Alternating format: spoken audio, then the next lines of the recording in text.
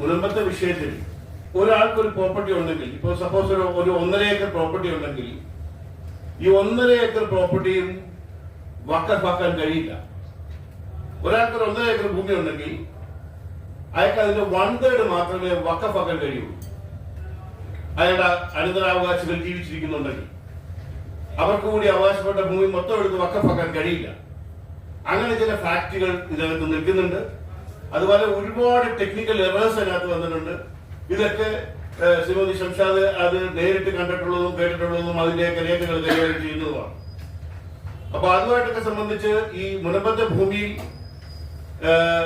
ഇപ്പൊ ഏറ്റവും അവസാനം വഖഫ് ചെയ്യുന്നു എന്ന് പറയുന്ന ഈ സിദ്ദിഖ് സൈഡിന് ഈ ഭൂമിയുമായിട്ടുള്ള ബന്ധം എന്താണെന്ന് തന്നെ വ്യക്തമാക്കണം. കാരണം ഈ സിദ്ദിഖ് സൈഡ് ഈ കുടുംബാംഗമേ അല്ല, സത്താർ സൈഡിന്റെ കുടുംബാംഗമേ അല്ലാത്ത വ്യക്തി സത്താർ സൈഡിന്റെയും സത്താർ സൈഡിന്റെ കുടുംബത്തിലും വരുന്ന ഈ ഭൂമി എങ്ങനെ വഖഫ് ചെയ്തു?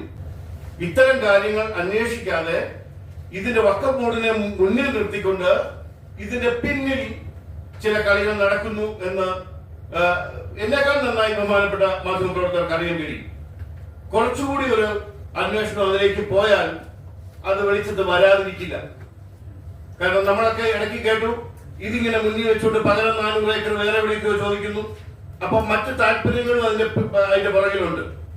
സർക്കാരിന്റെ ഭൂമി, സർക്കാർ കൃഷിക്ക് പാട്ടത്തിന് കൊടുത്ത ഭൂമി എങ്ങനെ പരമ്പരാഗത സ്വത്ത് ആണ് എന്ന മട്ടിൽ വഖഫൊക്കെ ചെയ്യാൻ കഴിയുക? ജുഡീഷ്യൽ കമ്മീഷൻ അന്വേഷണം നടക്കുകയില്ല. എന്തുകൊണ്ടാണെന്ന് പറഞ്ഞാൽ ഒന്നാമത് ഇതൊരു യൂണിയൻ ലോ ആണല്ലോ, ഈ വഖഫ് ലോ എന്ന് പറയുന്ന യൂണിയൻ ലോ ആണ്. ഒന്ന് അത്. രണ്ട്, നമുക്കറിയാം നമ്മുടെ നാട്ടിലെ വമ്പന്മാരും കൂടി ഇടപെട്ട് കഴിഞ്ഞുള്ള ഒരു വിഷയത്തിനകത്ത് ഞാൻ ആ പേരൊന്നും പറയാൻ ഉദ്ദേശിക്കുന്നില്ലെങ്കിലും ആ ഭൂമി മൊത്തത്തിൽ കണ്ണുവെച്ചിട്ടുള്ള പല ആളുകളുണ്ട്. മുൻപത്തെ ഭൂമി എന്റെ ഉപ്പായ അബ്ദുൽ സത്താർ ഹാജി മൂസ സേട്ടുവിന് തിരുവിതാംകൂർ മഹാരാജാവ് പാട്ടത്തിന് കൊടുത്തതാണ് കൃഷി ചെയ്യാൻ വേണ്ടി. ആ ഭൂമി എങ്ങനെ സിദ്ദിഖ് സേട്ടിന്റെ കയ്യിൽ വന്നു? ഈ ജുംബുബായുടെ കയ്യിൽ എങ്ങനെ വന്നു?